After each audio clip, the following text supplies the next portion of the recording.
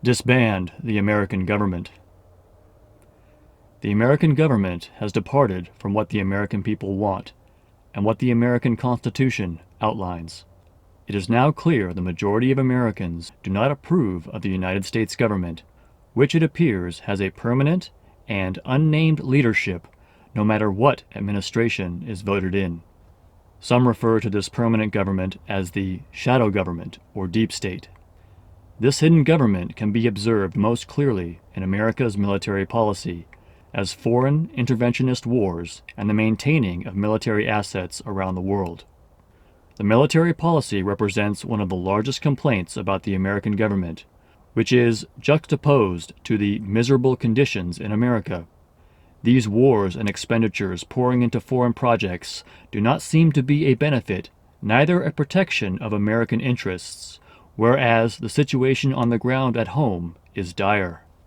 The miserable conditions at home can be seen every day as rampant homelessness, crime, and general degradation, especially of America's cities. Americans see every day homeless people sitting or walking about and surrounding themselves in trash-heaped tent villages on the sidewalks and under bridges. Americans, as I have experienced, have always held a fair amount of skepticism for the government, which I observed growing up through the 80s and 90s. But in the last 10 years, especially since the COVID-19 pandemic and the 2020 presidential election, plus the war in Ukraine, that skepticism seems to be at an all-time high. Thinking back on earlier times during the 80s and 90s, there were always government scandals with an uproar and hubbub of the press, but still there was a sense that America was the good guys in a world of evil totalitarian states. And when, for instance, we overthrew the Iranian government and there was an incident of terrorism and hostages, Americans trusted our government and the news organizations that informed us. Americans previously trusted in the news, mainly on television and in newspapers, but the shocking and hard-to-believe revelation has been fully realized that not only are there lies being told to us by our news organizations, but these lies have a uniformity across all major news sources. We now hear mainstream news referred to as fake news, and I observe everyone from high-ranking government officials to local service people are aware of this situation, and many people don't watch the news anymore. This is confirmed by the plummeting viewership and profitability of legacy news companies, and the rising popularity of independent news sources on social media. In particular, causing distrust is the uniformity of the lies blatantly told to the American people by any news allowed on television. And this phenomena has been proven by compilations of the wording, exact phrases, by the news hosts across many different stations and channels across America. It is plainly visible they have been given a script and cannot deviate from it. That in itself tells us we are not living in a country of free men, but rather we have devolved into a covert totalitarian state. Instead of being able to expect real information from honest journalists, it is now apparent all mainstream news is centrally controlled and filled with outright lies, disinformation, and slander against honest actors. Additionally, we have all major social media companies also uniformly censoring people who speak outside the narrative, with people being shadow banned, defunded, suppressed, and deplatformed from polite society for such violations against the approved message. Before I became aware that the news and social media were centrally controlled, there used to be many small bookstores.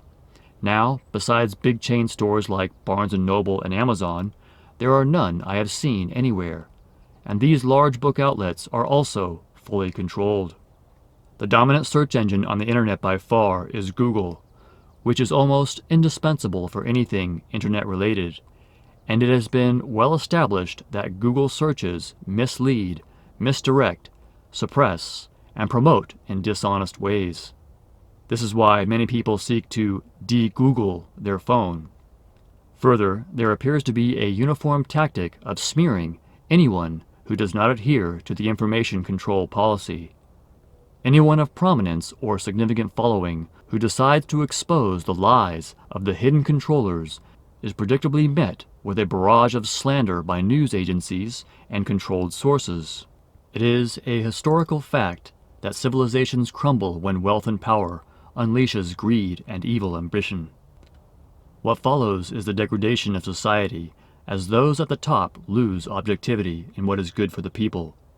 A study from Princeton University concluded America is no longer a democracy, but a rapacious oligarchy. I would agree with this conclusion. However, I would say this small group of greedy people, or elites, are actually only a lower level of a pyramidal power structure. I say this given the conspiracy I mentioned concerning military policy, but also lesser known and hard to believe reality if one digs deeper. There are many aspects of the failure of the government to serve the will of the people, but I mentioned first the information control in news and social media to highlight the aspect of the hidden government where it appears there is long-term planning and foreknowledge that the truth must be hidden. In other words, it can be seen rather plainly now that whoever is pulling the strings has made meticulous effort to control information away from the public because they know the people finding out certain things would ruin their plans. Whatever the plan is, despite some rather solid information, is yet in the realm of speculation, but its generic term is the New World Order. Whether one believes in a global conspiracy or not is a matter of personal choice, but it is a fact that major elements are happening with worldwide uniformity. For example, there are announced global initiatives such as climate change affecting the policy of multiple nations in the industrialized world. Then there are other initiatives that are not announced, but are being implemented in multiple nations, such as mass migration, especially from third world countries into Western countries. We see this mass migration, especially in the United States, Britain, France, Germany, and the Netherlands, and it is the cause of perplexity of most of the people in these countries. In America, there has been an uproar of the people for years to the point of building a huge wall on our southern border. The wall is incomplete with millions of migrants still pouring in, and even encouraged to come in with government-issued cell phones and bank accounts. And this is happening against the backdrop of the fact that many ordinary Americans, even veterans, cannot earn a living and sleep on the streets in shame and discomfort every day. Further, it was revealed that migrants, besides actually being bussed in and lodged at predestined holding areas, that migrants are being flown in as well, probably most without any documentation, and many from Middle East and African countries. If there is any issue one can be certain a majority of Americans agree on, it is the problem of this seemingly insane policy of mass migration. You would be hard-pressed to find average people who think all these people pouring into the country is a good thing, and yet it goes on, even increasing in rate, with no one, certainly not the American people, able to stop it. A very similar thing is happening in the United Kingdom, and there is a public outcry, and likewise, nothing it seems can be done to stop it. Also in the United Kingdom is the same, if not more, nightmarish, fake propaganda news and intolerance of dissenting voices, because of the otherwise more homogeneous population previously existing in the United Kingdom. The flood of Middle Eastern migrants has been particularly noticeable, with what many point out as a significantly reduced comfort and safety of their country, and there is a noticeable hostility brewing on both sides, as though this was the intended effect. Some call this third world mass migration into Western civilizations replacement migration, because they feel there is an intentional plan to replace the existing population with foreigners, perhaps to achieve a political goal, or even plan destruction of these nations. Given the public announcements of the World Economic Forum and certain elites expressing the need for population control, such a thing as distraction through disunity brought on by mass migration is not a wildly illogical conclusion. There has been clear evidence in America that authorities are continually stoking the flames of racial tension. I observed watching television news that stories were often formed to garner outrage by one race towards another, while simultaneously shaming any rhetoric that can possibly be called racism. And even many things that cannot be called racism are called racism, with the purpose of discrediting a person or justifying censoring them. A rather obvious sign of this divide and conquer strategy came during the George Floyd Black Lives Matter riots, where in major population centers across America, pallets of bricks were brought in and conveniently placed along streets in major shopping districts. This was clearly well organized and funded, along with destruction of national historical monuments, which the people actually attending these destruction rallies likely could not know or understand the history behind what they were destroying, and less so be able to plan this across all the country, and even internationally. Even the organization Black Lives Matter did not look like an organic movement, but rather planned to rally people around a false cause, whose true purpose was to divide Americans. It appears to many the intention of this was to create so much animosity that eventually full-scale civil war and chaos breaks out, which then is a precursor to implementing a new form of government, i.e., the New World Order. As many have speculated, a civil as well as a world war may be coming. But whether there is a war or not, if there is not a plan to at least address the current problems, they will simply arise again for whatever new government emerges. To the end of creating a new American government that might ascend the current problems, we must take as clear of a look as possible at the situation we have. In particular, I mean, what went wrong with our current democracy, that our Constitution, laws, and traditions did not protect us from sliding into a tyrannical government. One of the first things to be mentioned in the look at the tyranny and corruption of America is what didn't work to solve the problem. Many have been aware of this deep state or secretive globalist organization for some time, and in the current age, many more people are aware of the grip evil has on America. But then, as now, all efforts to change it whatsoever have failed.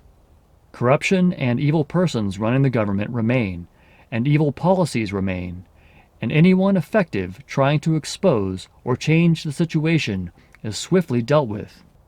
I say this with a certain questionable idea in mind, which is I and many people suspect that there is an advocacy, a force, be it the same cabal or deep state, or an individual, that works for the sake of evil. Now one might object here and say I am delving into religion with the idea of the devil, but in fact I am not debating this here. Rather, I am pointing out, whatever is the source, the evidence points to a specific advocacy of evil, even if, as many would conclude, it is only human nature, yet it seems to crop up where the human desire for goodness would seem to prevail. As this is evidently true, what is needed in government is an equal advocate for goodness, to counteract the advocate of evil. Maybe the reason it appears we keep losing the battle to keep our country good is because evil has an advocate, but the people's desire for good does not. So, from a government standpoint, perhaps there has to be a powerful organization that is an advocate of good itself. If there is a force in government equally dedicated to good, the way the invisible advocate of evil is dedicated to evil, we might then have a brighter future.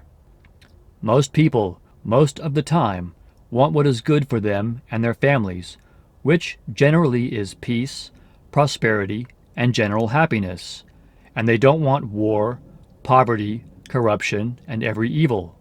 Yet, despite this majority desire for good, evil seems to prevail and take control of the government. Perhaps by leaving the pursuit of happiness to the private sector, we have left good without an advocate, and thus we have left the door open for an advocate of evil to rise and take power. What if it takes an empowered government agency with the specific task of advocating good to keep evil at bay? This may sound like an abstract or even spiritual concept being implemented as a government policy. But if good is not a national policy, then what is? If our Constitution has a fundamental purpose, the pursuit of happiness. If we have only agencies in charge of combating evil, but now our three-letter agencies serve evil, then we have left goodness without an advocate. But evil has a hard-working, ambitious, and inspired advocate in the government. Well then, it is no wonder that we have what we have, a country festooned with evil, corruption, and degradation. Pedophilia has an advocate, the churches, schools, and the entertainment industry. Depression and suicide have an advocate. Retarding our children has an advocate. Food that makes us sick and depressed has an advocate. Hate between different groups has an advocate. Television. Divorce, adultery, and fornication have an advocate. Drugs and alcohol ruining people's lives has an advocate. Why shouldn't America, which has happiness as a principle of its existence, have an agency with power advocating for good? What about the American Good Agency, or AGA? Now, the advocates for evil might complain that good is subjective, or even respect of religion, but maybe failure to quantify and properly categorize goodness is why we have not succeeded in the constitutional charter to achieve happiness. Indeed, good is the subject of much debate, but the results, which are happiness and thriving for the majority, are visible results which are readily agreed upon. And as with all areas of contention, such as what is good and leading to the best happiness, the democratic process of a majority vote should decide. The agency for good might charter that freedom to choose. For instance, what medicines one takes is more in line with happiness and good than making medicines mandatory, or you can lose your career. But others argue many lives are saved by wielding the power of the purse over people to move them towards compliance. A range of measurable results can be generated in time, location, and personal data such as health, and published for all to see and vote upon. What really brought the most happiness for Americans? Then, if it is determined, for instance, that basically threatening Americans with loss of their career, social standing, and use of their social media account results in greater happiness for Americans than allowing them to choose for themselves what medicines to take, then the agency for good can advocate for more mandatory medicines and further threatening and penalizing those who desire to selfishly choose for themselves. Continuing with this example, conversely, if a study of people in a certain district which had a non-coerced medicine administration was examined, and it was found that those in that district had better health outcomes, since better health is equated to greater happiness, the advocacy for good would promote uncoerced free choice, which promotion, the same as evil, would be funded in the areas of passing legislation, promoting awareness, and generating profit by and towards that end, which was found to cause greater happiness for the American people. Still, contention can arise from results, though the agency for good came to a certain conclusion. And as I have described in my essay on social media and free speech, individual items of policy can have a certain 5-minute video, each describing the argument in favor of their preference. In the above example, medicine free choice or mandatory. And the people of America, not some unknown group behind closed doors, can vote in real time for everyone to view, and thus, no matter the outcome, the people can know it was by majority vote of the people, and not some tyrannical committee that made the decision what the taxpayer-paid agency does. Why do you suppose America's 3-letter agencies run around doing murder, theft, and drug smuggling? Because they are not accountable to the people, which approval thereof should be a public vote. But this is difficult exactly because certain operations must be kept secret, and herein lies the problem. The need for secrecy in a government military organization prevents public oversight, but the lack of oversight has been a corrupting power. In my opinion at this point, it is demonstrated that the risk of internal tyranny far outweighs the threat of an external power trying to do harm to America. We have an out-of-control, evil, and tyrannical government, and a major component of that corruption and tyranny is the power America's three-letter agencies wield: the NSA, CIA, FBI, ATF, IRS, and so on. And they wield the power to raid, kill, and imprison who they want under the cover of national security, and the people of this country can do nothing about it. The people in Congress are under control overwhelmingly, and do not bring before the people any vote of censure or limitation of these government agencies, because in fact they all have a central leadership, and anyone stepping out of line is quickly dealt with. It is a government by evil and for evil, which is why we have the result of general misery. As the song says, you can't stop the people from knowing, and so Americans know all this, and people around the world know it. The policy of the United States is the policy of the world government, plainly visible in things like mass third world migration, the war on farmers, and tyrannical centralized medical mandates, quite similar across all industrialized nations. Someone is telling them what to do, including how to control news and information. Someone very powerful and with a consistent agenda of national ruin. And the people know it. But so far cannot change it, exactly because the true leadership and their actions remain hidden. That hidden aspect of the shadow government is how it rules the world. So in the formulation of a new or revised constitution, there has to be a mechanism of true transparency. That is one thing that was missing from the Constitution, an absolute rule for absolute transparency. So imagine an amendment requiring all agencies of the government to be subject to random videoed inspections of all projects and a fast-acting vote by the people if their actions are lawful or not, and if they should be fired immediately or not. Because that we the people find the rampant corruption of government power to be a greater risk than a foreign power being a threat, and we need to return back power to the people with a fair, open vote by the people with immediate effect to halt the actions and remove people from power who the people can see are corrupt. Even extra efforts to form an incorruptible government may not succeed in keeping out evil and tyranny. As a thought experiment, consider that, no matter the perfection of the Constitution and law, if people do not uphold those written principles, evil and tyranny can creep in. But why this bleak proposition? Or what do I say it in the face of?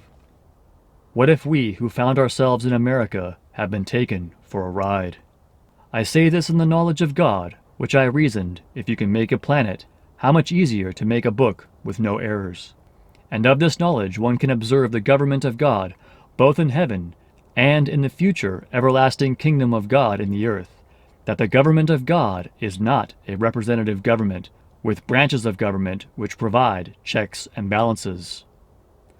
There is no voting in any of the decision-makings of God, or his apostles, or his kings which he will soon set up in the earth. Now why is this? Is God a terrible dictator who does not want to give the people a say in their government? I guess we'll have to see, but I find more likely, since also once set up, his kingdom in the earth shall never end, and because if you read you can see, not only is perfection possible, but he is a fan of it, that a supreme monarchy is the best way to go. Or perhaps the only way to go for a few reasons. What if it might be the case, responsibility for direction was better entrusted to a single man than a group of men, or committees, or votes of opinion, where the majority are victorious, but a minority is dissatisfied? What if men upon the earth were made to be led by a spirit which flows from a single man, and the advantage is that his good spirit emanates through his decisions as a man with love in his heart and responsibility to the people? Of course I understand where man as yet have evil in their hearts, the way of a democratic government might be best, as we form this country in part as the alternative to a supreme ruler. But by contrast, if a good king can be had, This is far better than decisions being made by elected representatives with limited terms and thus limited responsibility, that is, caring for their constituents. We created this democracy and all of its frustrating intricacies exactly because we couldn't trust the king's system anymore. But what if the ride we have been taken on is that someone knew a system of democratic government was slow and complex enough to host a shadow government? What if someone knew exactly what would happen and how to control a government with the appearance of it being by the people and for the people, but the intention of ruling from the shadows all along? What if they knew full well that minus a good king, in fact, a supreme individual still inevitably emerges, though the government appears to be democratic, and usually the worst sort rises to the top, because democracy is the perfect cover for wicked dominance? What happened actually for America to have come to the point it has? Was it just the well-known history of human nature at work once again, where a civilization drunk on wealth and power has fallen into an irrecoverable spiral of corruption and degradation, followed by a slow or fast collapse? A lot of people are now awake to a serious problem America has, but with the current power the elites hold, can the structure of our democracy provide an avenue of correction, or are there not enough people aware of the problem because of the information control our government has over America? A growing number of people are beginning to realize we cannot vote our way out of a problem, when the votes are conducted with computerized voting machines, mail-in ballots, and media lies which manipulate the people. Many people just cannot believe we have the problem to the extent we do, because they watch the lying propaganda we call news every day. How do we provide a system that prevents evil, greed, and nefarious ambition from creeping into power? Or how can we assure that goodness, honesty, and righteous intentions stay in power permanently? Right now we can see America is ruled by special, secret components of military agencies operating in secret and without oversight. This true and permanent shadow government will shut down and shut up anyone who is truly a threat, and there is no voting our way out of it, because they control that as well as the information and perception of the integrity of our electoral process. Additionally, this hidden authority seems to have tools which are purposely beyond most anyone's ability to believe exists, and are deployed against people, such as directed energy weapons, mind control devices, and as we saw recently with the Lahaina Maui fire, flagrant mass killing and destruction via satellite laser weaponry, quite obviously and in America's faces, with nothing anyone can do about it. Can they sue people or organizations they think might be behind it? Can they inform their elected representatives? Can they vote in new and honest representatives? Can they storm the Capitol with pitchforks? In reality, the opportunity to install a new government with safeguards against wicked, covert tyranny is necessary to change the situation. Without a working formula to assure open and good governance, a revolution is meaningless, as the same problem will just creep back in. A mechanism has to be in place which prevents covert rule. A mechanism has to be in place which prevents any possibility of fraud in voting. A mechanism has to be in place which prevents military or other major actions of the government from being separated from the will of the people. A mechanism has to be in place which makes it impossible for news or any means of mass information dispersal to be centrally owned or controlled. A mechanism has to be in place for the people themselves to make sure discovery of corruption or covert control of government functions or officials beyond any shadow of doubt for all men to see instantly.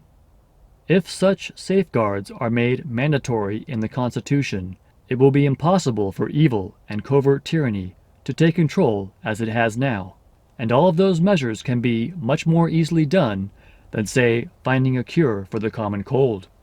It's doable and should be done if we don't want to live under a government no one likes or trusts. We have to admit we don't have a working system. We have to realize that a potential massive national security risk being caused by true transparency and immediate knowledge and control of the people themselves as a whole, voting their conscience, is a risk we have to take to prevent what we have now. I recently saw a still picture in my social media feed saying, "Our forefathers would be shooting by now." And, in my opinion, given the record, war of some kind is most likely to happen before the deep state covert tyranny of the American government is truly done away with.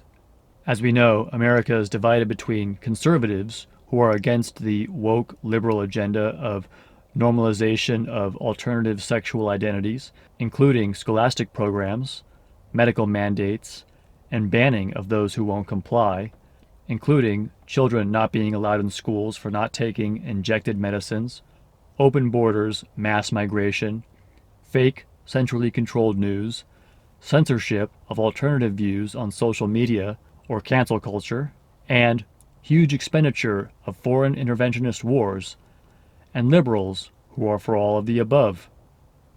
Both conservatives and liberals are hopping mad about any loss on their side, with rhetoric of violence and extreme measures associated. Right or wrong, when the liberals' presidential candidate, Hillary Clinton, lost the election to Donald Trump, there was an outcry and news and legal action of major proportions, and when the conservative candidate, Donald Trump, lost the election to liberal candidate Joe Biden, there was a national outcry of fraud and million-plus person protest at the Capitol. So, whatever else is true, passions run deep on both sides. It should be accounted that the aforementioned deep state, or consistent government no matter who is elected, is without question on the liberal side, as it appears the dividing issues I mentioned of the woke revolution, medical mandates, etc., are policies the shadow government is itself implementing. On the other hand, liberals believe they are fighting for what is right, trying to break free of previous problems of discrimination of all kinds, and if it takes violence, censorship of far-right views, election tactics, and employing the media to smear opponents, this is a justified means to a better end. In other words, it's a powder keg that the inevitable spark will eventually land on.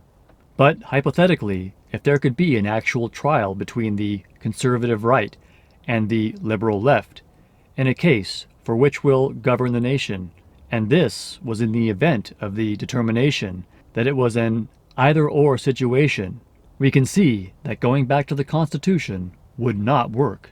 If anyone can interpret the phrasing of the words to arrive at their own justified result, regardless of a victory by majority vote, the stark difference in views about right and wrong will lead to war once again. Peace and general harmony can only be achieved when an overwhelming majority have pretty much the same understanding of what is right and wrong as it affects most policies of the governance of a nation, or general peace is maintained by a strongman dictator that is generally approved of, and dissenting minorities are well aware there is no rising up against that strongman. But the understanding that our Constitution did not protect us from imposed violations of its charter is important to addressing that what myself and many others now believe to be the most unfortunate case we could have imagined for America, that being the nation has been taken over by a powerful, covert, tyrannical government conducting massive evil in all of our names, silencing and depersoning dissenting voices, and imposing ever more vile laws and policies. Technology appears to be dominated by those who believe silencing the views of others is right, and thus free speech has found a technological end. The right to keep and bear arms has been effectively gutted and increasingly criminalized, to the point that Americans, especially in liberal strongholds, are afraid of owning or having firearms on hand, which, that entire situation, is unconstitutional. News is not free to publish what it wants, and there is no honest, non-propaganda news on television for Americans to see. Americans are not free to say what they want on social media, on social issues, medical issues, or politics, and this means we're not free men, and this is not a free country. But it is important to recognize who the blame for all this really rests upon. You and me. Every day we have allowed it. I would say a majority of Americans now realize we have a serious problem, and have for some time.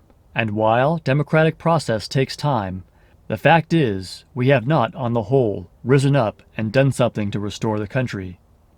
Now the evil deep state and those who serve them are in greater power than ever, basically able to throw in prison or kill or extort anyone who interferes, and people are generally cowed into submission to this all-powerful government.